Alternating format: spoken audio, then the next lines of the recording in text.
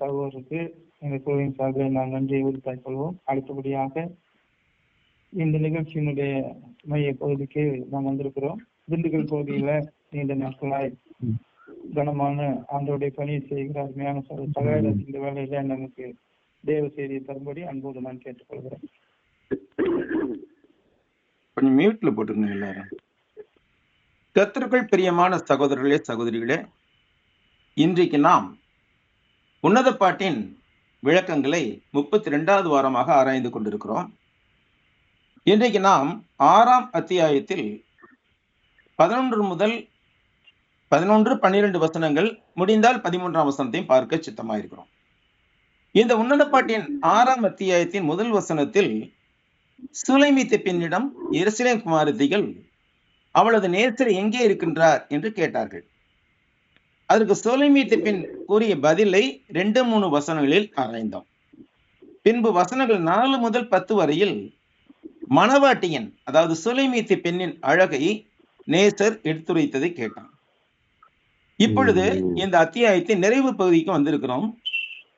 11-12 வசனங்களில் சுலைமீத்து பெண்ணின் கூற்றையும், முடிந்தால் 13ஆம் வசனத்தில் நேசரும் அவரது நண்பர்களும் சுலைமீத்து பெண்ணை திரும்ப வரும்படியாக அழைத்தலையும் இந்த வார வேதாகம் படிப்பில் காண்போம்.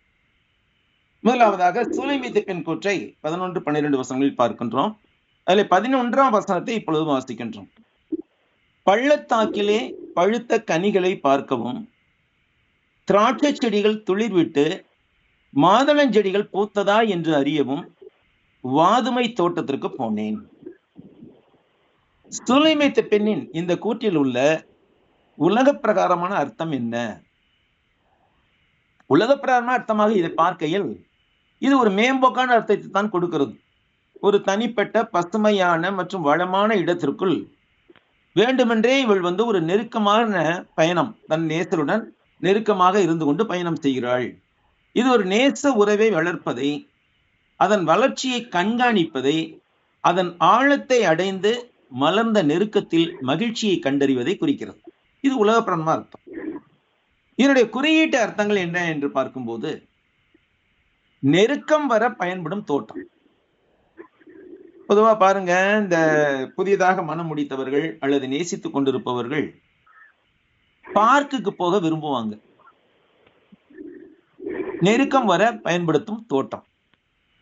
தோட்டம் அல்லது வாதுமை தோட்டம் என்பது மணமகள் மற்றும் மணமகன் ஆகியோரின் நேசமான அன்பின் தனிப்பட்ட, பாதுகாக்கப்பட்ட மற்றும் மதிப்புமிக்க இடத்தை குறிக்கும் ஒரு உருவகமாக இருக்கிறது.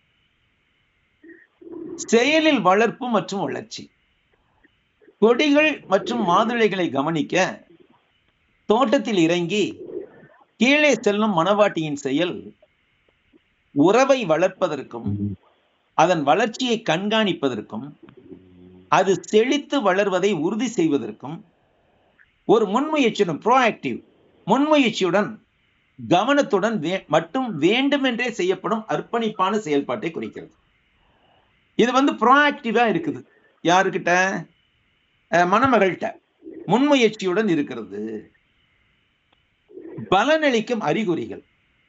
பூக்கும் கொடி மற்றும் துளிர்க்கும் மாதுளம்பழங்கள் ஆகியவை நேசம் மலருதல், ஆர்வத்தின் முதிர்ச்சி மற்றும் உறவில் புதிய வளர்ச்சிக்கான சாத்தியக்கூறுகளுக்கான உருவகங்களாக இருக்கின்றன. நேசம் என்பது ஒரு வசந்த காலம். ஏனென்றால் இந்த உலகத்திலே பருவ காலங்கள் மாறி மாறி வருவது உண்டு. நம்முடைய வாழ்க்கையில அப்படித்தான் பருவ காலங்கள் மாறி மாறி வரும். இந்த நேசம் என்பது நம்முடைய வாழ்க்கையிலே ஒரு வசந்த காலம். இந்த அமைப்பு ஒரு வசந்த கால பருவத்தை பிரதிபலிக்கிறது. இது பிரிவினை அல்லது தேடுதலின் காலத்துக்கு பிறகு 5ஆம் அத்தியாயத்திலே பார்த்தோம். நேசர் கதவை தட்டின போது எழுந்து உடனே திறக்காதனாலே அவர் போய்விட்டார். பிறகு மணமகள் கதவை திறந்து கொண்டு வீதி எங்கும் தேடுகிறாள் அவளை.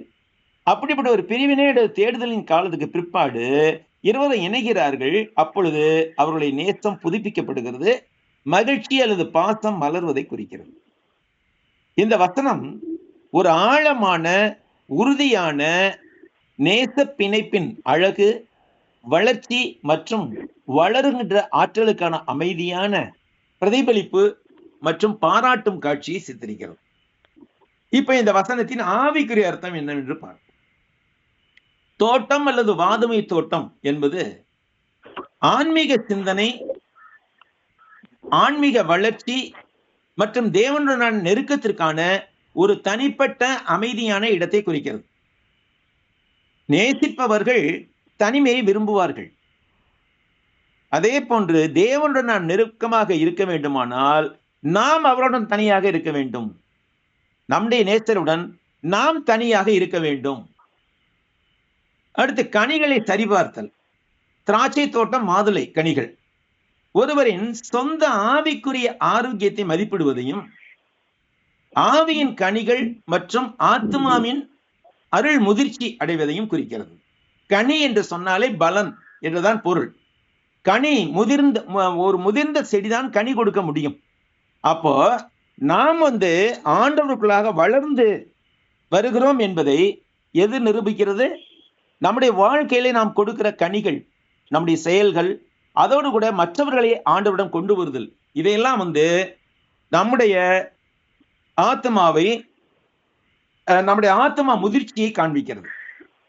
தோட்டத்திற்கு இறங்கி கீழே செல்வது என்பது மனத்தாழ்மையையும் பொது காட்சியிலிருந்து விலகி ஆழமான, அமைதியான மற்றும் தனிப்பட்ட வழிபாடு அல்லது சுய பரிசோதனைக்கு மாறுவதையும் குறிக்கிறது. இந்த சுய பரிசோதனை ரொம்ப ரொம்ப முக்கியம் கிறிஸ்தவர்களுக்கு. கத்தோலிக்கத்துல பாத்தீங்கன்னாக்கா சின்ன பிள்ளைகளுக்கா இருக்கட்டும், இளம் பிராயத்தினருக்கா இருக்கட்டும், பெண்களுக்கு தனிப்பட்ட முறையில, அப்புறம் வயது முதிர்ந்தவர்களுக்கு தனிப்பட்ட முறையில, அவங்க சொல்ற அந்த துறவிகள், குருமார்களுக்கு தனிப்பட்ட முறையில, கண்ணீர்களுக்கு தனிப்பட்ட முறையில ஒவ்வொரு வருஷமும் ரெட்ரீட் என்று சொல்வார்கள். ரீட்ரீட் என்றால் தியானம் என்று ஒரு பொருள். சின்ன பையங்களுக்கும் அதை வைப்பாங்க. நான் சின்ன பிள்ளைல செமிஸ்டர் ஸ்கூலுங்க வைப்பாங்க. அந்த தியானத்துக்கு தவறாம போயிருக்கிறேன். அது என்னதுக்குனாக்க அந்த 3 நாளைக்கு என்ன செய்யறதுனாக்க வேற எல்லா காரியத்தையும் விட்டுட்டு தேவனோடு இணைந்திருப்பது, வேத வாக்கியங்களை ஆராய்வது என்று சொல்றாங்க. அது நம்ம அதை ரீசார்ஜ் பண்றது மாதிரி சொல்லிக்கிறாங்க. ஆனா அது அன்றாட பழக்கமா இருக்கணும் நமக்கு, அது வேற. ஆனா அவங்க அந்த மாதிரி ஒரு பிராக்டிஸ வச்சிருக்கிறாங்க. எதுக்குனாக்கா நம்முடைய சொந்த இருதயத்தை, நம்முடைய சொந்த ஆத்மாவை பரிசோதனை செய்து கொள்ளும் நேரமாக இது இருக்கிறது. ஆனாலும் கூட நாம் தினந்தோறுமே இவ்வாறு கீழே இறங்கி செல்வது மிகுந்த அவசியமாய் இருக்கிறது. நைட்டு இரவு நேரத்துல படுக்க போறதுக்கு முன்னாடி ஒரு 10 நிமிஷம் உட்கார்ந்து இன்றைக்கு நான் என்ன செய்தேன், தேவனுக்கு பிரியமானவைகளை செய்திருக்கிறேன், தேவனுக்கு பிரியமற்ற காரியங்கள் எதுன்னு செய்திருக்கிறேன், அப்ப தேவனுக்கு பிரியமற்ற காரியங்கள் எதுன்னு செய்திருந்தால் அதற்காக தேவனிடத்துல மன்னிப்பு கேட்டு, மனமருந்தி மன்னிப்பு கேட்டு, இனி நான் இதை செய்யக்கூடாது என்ற அந்த ஒரு காரியத்தை நம்முடைய வாழ்க்கையிலே தீர்மானமாய் பண்ணிக்கொள்ள வேண்டும். இது தேவனோட இன்னும் அதிகம் நெருங்குவதற்கான ஒரு வழியாக இருக்கிறது. புதிய வளர்ச்சி துளித்தல். இவ்வாறு நெருங்கும் போது ஆவிக்குரிய வாழ்க்கையின் சிறிய ஆரம்ப அறிகுறிகள் கூட, அதாவது புதிய நம்பிக்கை, நல்ல செயல்கள், இவைகள் கூட மதிப்புமிக்கவாக இருக்கின்றன. இவை தேவனால் கவனிக்கப்படுகின்றன என்பதை நாம் கவனிக்க வேண்டும். நாம் செய்கின்ற சுய பரிசோதனை, நாம் செய்கின்ற ஆவிக்குரிய தீர்மானம், நம்முடைய வாழ்க்கையிலே நாம் காட்டுகின்ற தேவ பக்தி, அதோடு கூட தேவனுக்கு அந்த விசுவாசம், இவையெல்லாம் தேவனாலே கவனிக்கப்படுகின்றன. நாம் செய்கின்ற ஒவ்வொன்றையும் தேவன் கவனித்துக் கொண்டிருக்கிறார். இப்ப முதிர்ச்சி அடைந்த அன்பு, நேசம் ஆரம்ப உணர்ச்சி நிலைக்கு அப்பால். தொடக்க காலத்துல பிரியம் அதிகமாக இருக்கும். ஒரு ஆணும் ஒரு பெண்ணும் நேசிக்க தொடங்குகிறார்கள், பிரியம் அதிகமாக இருக்கும். நாளாக நாளாக அப்புறம் திருமணம் முடித்ததுக்கு அப்புறம் பார்க்கனாக்க ஒரு உரிமை வந்துவிடும். அப்ப அந்த ஆரம்ப நாசம் இருக்காது. அதான் எபேசியர்ல கேட்கிறாரு, ஆதியிலே கொண்டிருந்த அன்பை விட்டா என்று உன் பேரில் எனக்கு குறை உண்டு அப்படிங்கிறார். நாம ஒவ்வொருவருமே யோசித்து பார்ப்போம். நம்முடைய திருமணத்தன்று நாம் நம்முடைய கணவர் மீதோ அல்லது நம்முடைய மனைவியின் மீதோ எவ்வளவு நேசமாய் இருந்தோம். அந்த நேசம் இன்றைக்கு இருக்கிறதா? அந்த நேசம் இன்றைக்கு வளர்ந்து இருக்கிறதா? ஏன்னா இது மிக மிக முக்கியம் பிரியமானவர்களே. நம்முடைய வாழ்க்கையிலே மிக மிக முக்கியமானது. அந்த தொடக்க காலத்துல இருந்த அன்பு இப்பொழுது இருக்கிறதா? யோசித்து பார்ப்போம். அப்படி இல்லை என்றால் அதை வளர்த்துக் கொள்வதற்கு முயற்சி செய்வோம். ஏனென்றால் அந்த ஆதியிலே கொண்டிருந்த அன்பு என்பது இன்றும் இருக்க வேண்டியது அவசியமா இருக்கிறது. அப்பதான் என்றைக்குமே நம்ம இந்த வாழ்க்கையில வசந்த காலத்துல இருக்க முடியும். ஒரு பரந்த பொருளில் இந்த வசனம் விசுவாசிகளை உலக கவனச்சிதறலிருந்து விலகி அவர்களின் உள்ளான ஆவிக்குரிய வாழ்க்கையை வளர்ப்பதில் நேரத்தை முதலீடு செய்ய ஊக்குவிக்கிறது. நம்ம இந்த உலகத்துலதான் வாழ்கிறோம். ஆனா இந்த உலகம் நமக்குள் வாழக்கூடும். அது ரொம்ப முக்கியமானது. நாம இந்த உலகத்துலதான் வாழ முடியும். வேற எங்க போய் வாழ்றது? ஞானஸ்நானம் பெற்றுக்கொண்டாலும், கிறிஸ்தவ ஆனாலும், பரிசுத்தவான்கள் ஆனாலும் இந்த உலகத்துலதான் வாழ்ந்தாகணும். ஆனால் இந்த உலக எண்ணங்கள், இந்த உலக ஆசைகள், இந்த உலக பற்றுக்கள், இந்த உலக இச்சைகள், இவைகள் இருதயத்தை ஆளக்கூடாது. அது ரொம்ப முக்கியமா இருக்கு. இந்த உலக கவனிச்சவர்கள் விலகி நாம் நம்முடைய உள்ளான ஆவிக்குரிய வாழ்க்கையை தேவனோடு வளர்த்தெடுப்பதில் நம்முடைய நேரத்தை முதலீடு செய்ய வேண்டும். இப்ப நம்ம நேரத்தை முதலீடு செஞ்சிருக்கோம். காலையில ஒரு அரை மணி நேரம் நம்முடைய ஆவிக்குரிய வளர்ச்சிக்கான காரியங்களை பார்ப்பதிலே முதலீடு செய்கிறோம். இதெல்லாம் ஒரு இன்வெஸ்ட்மெண்ட். பிரியமானவர்களே, சுவிட்சர்லாந்துல ஒரு பழக்கம் இருக்குதான், டைம் பேங்க்னு ஒண்ணு வச்சிருக்காங்க. அந்த டைம் பேங்க்னா என்னன்னாக்கா, மக்கள் தங்களால முடிந்த அளவுக்கு வயதானவர்களுக்கு போய் உதவி செய்வது என்பதை சொல்லுகிறார்கள். அந்த உதவி செய்கின்ற நேரத்தை கணக்குல போட்டு வச்சுக்குவாங்க கவர்மெண்ட்ல. ஒவ்வொருத்தருக்கும் ஒரு டைம் பேங்க் அக்கௌண்ட் இருக்குது. பணம் எப்படி நம்ம சேர்க்கிறோம் அது மாதிரி அந்த டைம் பேங்க் அக்கௌண்ட் அவங்களுக்கு கூடிக்கிட்டே போகும். ஒரு வருஷத்துல ஒரு 500 மணி நேரம் இவங்க செலவிட்டு இருக்காங்கன்னு வச்சுக்குவோம். அப்ப 500 மணி நேரத்துக்கு வட்டியாக ஒரு 50 மணி நேரம் கொடுப்பாங்களா அவங்க கவர்மெண்ட்ல இருந்து. இப்படியே இவங்களுடைய நேர கணக்கு அதாவது மற்றவர்களுக்கு சேவை செய்வது, முடியாதவர்களுக்கு போய் சேவை செய்த அந்த கணக்கு அவங்க அக்கௌண்ட்ல கூடிக்கிட்டே போகும். அப்ப இவர்கள் முதியவர்கள் ஆகின்ற போது இவர்கள் எவ்வளவு நேரம் சேவை செய்தார்களோ அவ்வளவு நேரம் மற்ற இளைஞர்கள் அங்க சேவை செய்ய அனுப்பப்படுவார்கள். இது எவ்வளவு ஒரு அழகான ஒரு காரியமா இருக்கும், யோசித்து பாருங்க. பிரியமானவர்களே, நாம் தேவனோடு செலவிடுகின்ற நேரம் வீணாக போகாது. தேவனுடைய நேரத்தை செலவிடுவதற்கு சிலர் தயங்குகிறார்கள். ஐயோ, எனக்கு நிறைய வேலை இருக்கும் பிரதர், என்னால முடியாது பிரதர். காலம் 6 to 6 கொஞ்சம் கஷ்டம் தான் பிரதர். நைட்டு 9 to 9 இல்ல பிரதர், எல்லாம் முடியாது பிரதர். ஏங்க, நமக்கு யாருங்க நேரத்தை கொடுக்கறது? ஒரு நாள் எழுகின்ற போது, ஒரு நாள் நாம் இன்னைக்கு காலையில எழுந்திரிச்சோம், இன்னைக்கு பூரா உயிரோடு இருப்போங்கிறதுக்கு நிச்சயம் இருக்குதா? அல்லது நேத்து நைட் படுத்தோம், இன்னைக்கு காலையில உயிரோட எந்திரிப்போம் நிச்சயத்தோட படுத்தோமா? அப்ப ஒவ்வொரு நாளும் நம்ம எழுந்திருக்கிறது தேவனுடைய கிருபை. அப்ப ஒவ்வொரு நாளுமே நாம் தேவனுடைய கிருபையினாலே தான் இந்த உலகத்திலே வாழ்ந்து கொண்டு இருக்கணும். அப்ப தேவனுக்குன்னு நேரத்தை செலவிடுவதில் என்ன நமக்கு கஷ்டம்? தேவனுக்குன்னு எவ்வளவு நேரத்தை செலவிடுகிறோமோ அந்த நேரத்துக்குரிய ஆசீர்வாதத்தை, அதற்குரிய பலனை தேவன் கட்டாயமாக கொடுக்கிறார். அடுத்து நாம் 12வது வசனத்துக்கு போவோம். இது ரொம்ப டீப்பான வசனம். நினையாததற்கு முன்னே என் ஆத்துமா என்னை அமினதாபின் ரதங்களுக்கு ஒப்பாக்கிற்று என்று தமிழிலே போடப்பட்டிருக்கிறது. ஆங்கிலத்திலே before I was aware my soul had made me as the chariots of my noble people என்று போட்டிருக்கிறது. இதை எபிரேய மொழியிலே பார்க்கிற போது அம்மி நாதிப் என்ற 2 சொற்கள் இதில் இருக்கின்றன. இந்த 2 சொற்களுக்கு என்ன அர்த்தம்னாக்கா, அம்மி என்பது உன்னதமான, நாதிப் என்பது மக்கள் என்ற நேரடி அர்த்தம் உள்ளவையாய் இருக்கிறது. இது நேரடி அர்த்தம் தான். ஆனால் அமினதாப்னு ஒருத்தர் வர்றாரு, அதையும் பார்க்க போறோம் இந்த விளக்கத்துல. ரொம்ப அருமையான வசனம். இந்த வசனம் பாருங்க, நல்லா கவனிங்க. மணவாட்டி தன் ஆத்தும வேகத்தை பற்றி கூறியது என்ன? இது தீவிரமான அன்பு மற்றும் ஆர்வத்தால் அடித்து செல்லப்படும் மிகப்பெரிய திடீரென்று ஏற்படுகின்ற மற்றும் விருப்பம் இல்லாத உணர்வை உடல் ரீதியாக விளக்குகிறது. ஆத்தும வேகம், ஆன்ம வேகம். நேசத்தின் ஆசையானது பெண்ணை அமைதியான தனிப்பட்ட ஒரு அமைப்பிலிருந்து அவளுடைய நேசருடன் ஒரு பொதுவான உயர்ந்த நிலைக்கு கொண்டு செல்லும் ஒரு தருணத்தை இது படம் பிடிக்கிறது. உடல் மற்றும் சூழல் பொருள் என்னவென்று பார்க்கும்போது திடீர் மாற்றம். எபிரேய சொற்றொடர் ஒரு மயக்க நிலை அல்லது எதிர்மாறாத இயக்கத்தை குறிக்கிறது. நினையாததற்கு முன்னே அவளுடைய உணர்ச்சியின் தீவிரம் மிகவும் வலுவாக இருந்ததால் அவள் கடத்தப்பட்டதாக உணர்ந்தாள் என்பதை குறிக்கிறது. என் உன்னத மக்களின் தேர்கள், இது உயர்ந்த அந்தஸ்து, மரியாதை அல்லது பொது அங்கீகாரம் கொண்ட ஒரு இடத்திற்கு உயர்த்தப்படுவதை குறிக்கிறது. இது பெரும்பாலும் பெண் தனது நேசரின் அரசத்துவமான உயரடுக்கு மாளிகை என்ற வட்டத்திற்குள் கொண்டு வரப்படுவதாக விளக்கப்படுகிறது. அதாவது ஒரு கிராமப்புற பெண்ணா இருந்தவள் ஒரு ராணி என்ற அந்தஸ்துக்கு உயர்த்தப்படுகிறாள். நாமும் கூட அக்கிரமங்களில் பாவங்களில் மரித்தவர்களாய் இருந்தோம்.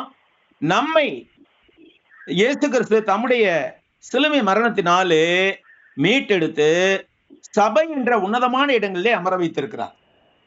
அவருடைய மனவாட்டி என்ற வகையிலே நாம் ஒரு தாழ்ந்த நிலையிலிருந்து ஒரு உயர்ந்த நிலைக்கு கொண்டு வரப்பட்டிருக்கிறோம். இதை நாம் நினைவு கூற வேண்டும். நெருக்கம் மற்றும் ஆசை. முந்தைய வசனங்கள் பூக்களை பார்க்க ஒரு வாதுமை தோட்டத்துக்கு செல்வதை உருவமாக விவரிக்கின்றன. இது வேதாகமத்தில் சுருக்கமாக கூறப்பட்டது. ஆனால் இது நெருக்கமான உடல் ரீதியான மற்றும் மகிழ்ச்சிகரமான பாலியல் சந்திப்பை குறிக்கின்றது. அடுத்து என் ஆத்துமா, நெஃபேஸ் என்ற வார்த்தை தான் இந்த இடத்துல வருகிறது. என் ஆத்துமா, இது ஆசை உடல் ரீதியானது மட்டுமல்ல, ஆழ்ந்த உணர்ச்சி மற்றும் ஆவிக்குரியது, அவருடைய அறிவின் மையத்திலிருந்து தோன்றியது என்பதை குறிக்கிறது. ஒருவர் மீது ஒருவருக்கு ஆசை வருகிறது என்றால் அது உடல் ரீதியாக மாத்திரமல்ல, மன ரீதியாக முதல் எழ வேண்டும். அப்புறம் தான் உடல் இச்சைகள் வருகின்றன. அது பின்னர் அவளுடைய செயல்களையும் இருப்பிடத்தையும் அவளுக்கு கட்டளையிட்டு கூறிற்று. சாராம்சத்தில் இந்த 6:12 உன்னத பாட்டு 6:12 வசனம் அன்பால் நுகரப்படும் உற்சாகமான சில நேரங்களில் நம்ம வேகமாக உச்ச கட்டத்திற்கு போகின்றதை ஒரு அனுபவத்தை எடுத்து காட்டுகிறது. இது ஒருவரின் வாழ்க்கையையும் அந்தஸ்தையும் தீவிரமான பரஸ்பர ஆர்வத்தின் தருணத்தையும் மாற்றுவதாய் இருக்கிறது. இந்த வசனத்தின் ஆன்மீக அர்த்தம் என்ன, ஆவிக்குரிய அர்த்தம் என்ன? ஒரு விசுவாசியின் வாழ்க்கையில் ஏற்படும் திடீரென்று ஏற்படும் மிகப்பெரிய அல்லது தெய்வீக மாற்றத்தை இது குறிக்கிறது. அங்கு அவர்கள் உணரும் முன்பே தேவனின் அல்லது கிறிஸ்துவின் தீவிரமான அன்பு அவர்களை அன்றாட வாழ்க்கையிலிருந்து ஆன்மீக வெற்றி, ஒற்றுமை மற்றும் உயர்ந்த மரியாதை என்ற நிலைக்கு கொண்டு செல்கிறது. இது கர்த்தருடைய பாசத்தால் அடித்து செல்லப்படும் ஆத்துமாவின் விரைவான மாற்றத்தை விளக்குகிறது. முக்கியமான ஆவிக்குரிய அர்த்தங்கள் என்ன? திடீர் தெய்வீக துவக்கம். நினையாததற்கு முன்னே என்ற சொற்றொடர் தேவனின் கிருபையும் அன்பும் பெரும்பாலும் நமது நனவான விழிப்புணர்வை விட வேகமாக நகர்ந்து அவருடைய நோக்கங்களில் நம்மை பிடிக்கிறது என்பதை குறிக்கிறது. அமினதாபின் ரதங்கள் என்ற இந்த சொற்றொடர் அமினதாபின் ரதங்கள் அல்லது என் விருப்பமுள்ள மக்களின் தேர்கள் அல்லது என் உன்னத மக்களின் ரதங்கள் என்று சில மொழிபெயர்ப்புகளில் மொழிபெயர்க்கப்பட்டுள்ளது. இது ஒரு பழமொழி வேகமாக இருக்கிறது. இந்த குறிப்பு பொதுவாக தேரோட்டியாக வேகம் மற்றும் திறமைக்கு பெயர் பெற்ற ஒரு நபரை குறிப்பதாக புரிந்து கொள்ளப்படுகிறது. குறியீட்டு பொருள் என்னவென்று பார்க்கும்போது, சந்தர்ப்ப சூழலில் இது ஒரு மனிதன் தேர்க்கூட்டத்தை வைத்திருப்பதை பற்றிய நேரடியான வரலாற்று விவரத்தை காட்டிலும் ஆத்மா அல்லது இருதயத்தின் திடீர் விரைவான இயக்கத்தை விவரிக்க பயன்படுத்தப்படுகிறது. நம்முடைய பழங்கால தமிழ் இலக்கியங்களில் கூட ஒரு சொற்றொடர் கூடப்படும். வாயு வேகம் மனோவேகம் என்று சொற்றொடரால் குறிப்பிடப்படுகிறது. மனோவேகம் என்றால் மனம் என்றால் ஆத்மா. நம்முடைய ஆத்மாவின் வேகம் அல்லது நம்முடைய மனதின் வேகம் எப்படி இருக்குமா? வாயு வேகமாக இருக்குமா? காற்று அடிக்குது இல்லையா, காற்று வேகத்துல இந்த மனோவேகம் போகும் அப்படின்னு சொல்றாங்க. அதாவது நம்முடைய கற்பனை மிக மிக வேகமாக செல்லக்கூடியதா இருக்கிறது. சில அறிஞர்கள் இதை என் உன்னதமான விருப்பமுள்ள மக்களின் ரதங்களை குறிக்கிறது. இது தேவனுடைய மக்களின் இருதயத்தின் மகிழ்ச்சி மற்றும் இருதயத்தின் வேகம் ஆகியவற்றை குறிக்கிறது என்று சொல்லுகிறார். ஆவியில் உயர்வு. அமினதாபின் ரதங்கள், அமினதாபின் ஒரு நபரே இருந்திருக்கிறார், அதை பார்க்க போறோம்.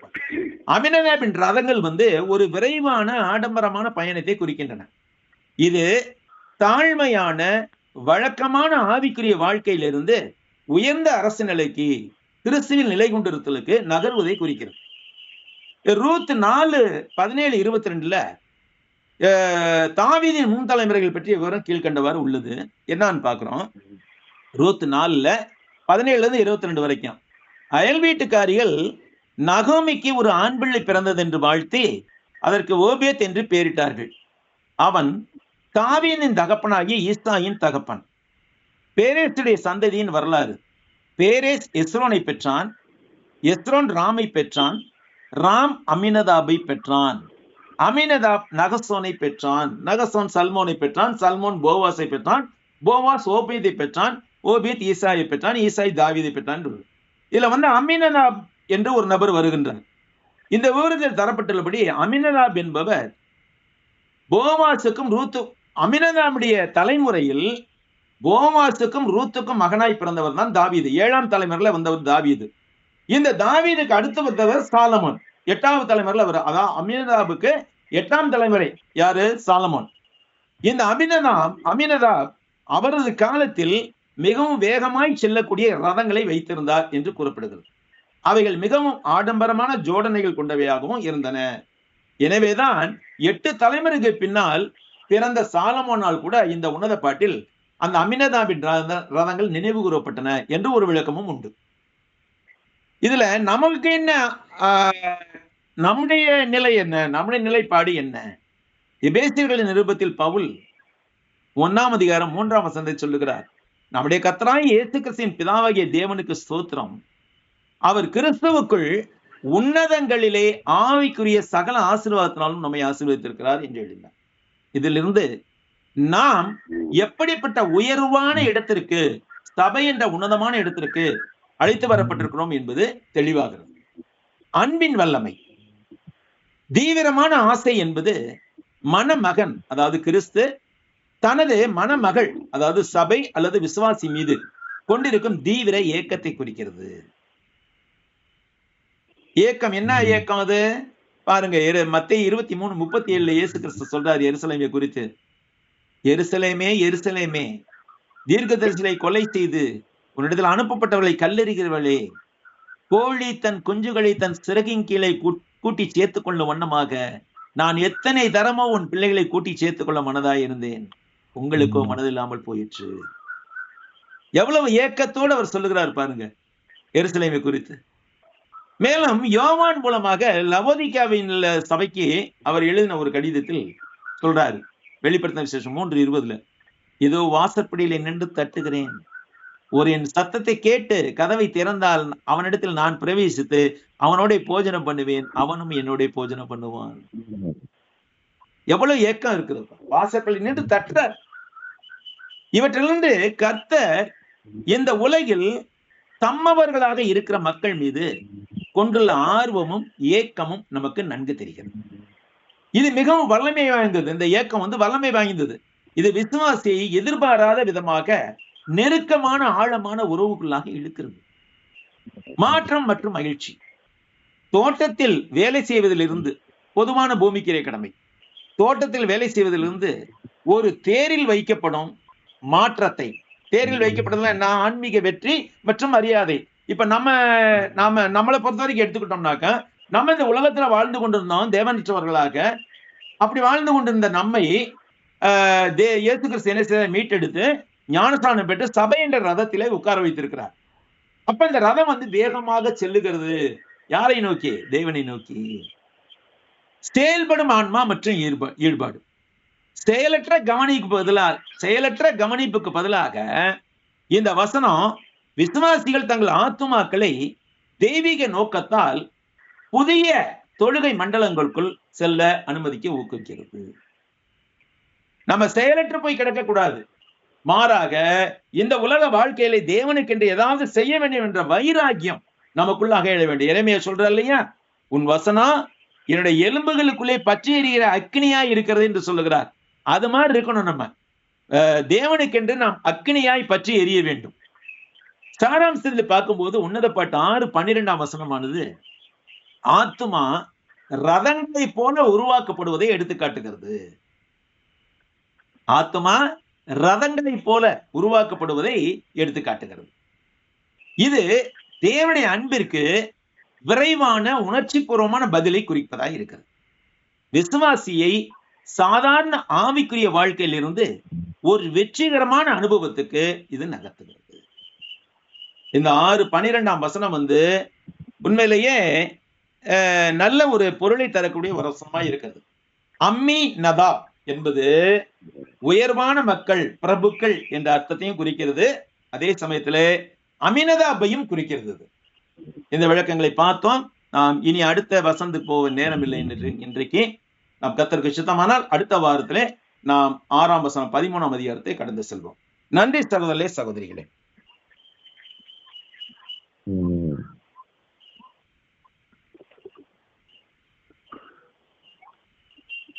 Imman brother, Johnson brother.